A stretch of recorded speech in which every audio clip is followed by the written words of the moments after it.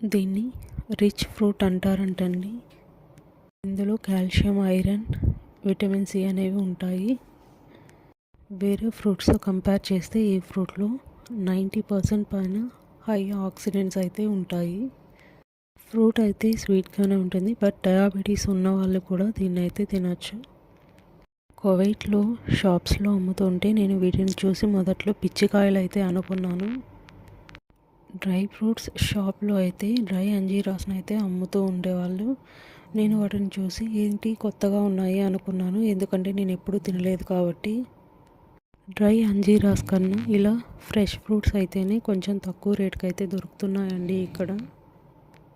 వీటిని ఎండబెట్టి డ్రై అంజీరాస్గా అమ్ముతున్నారనేసి అనే విషయం నాకు అస్సలు తెలియదు. ఈ ఫ్రూట్ వెయిట్ లాస్కి కూడా మంచిగా యూజ్ అవుతుందండి. మీలో ఇప్పటికీ ఎంతమందికి ఈ ఫ్రూట్ తెలియదు?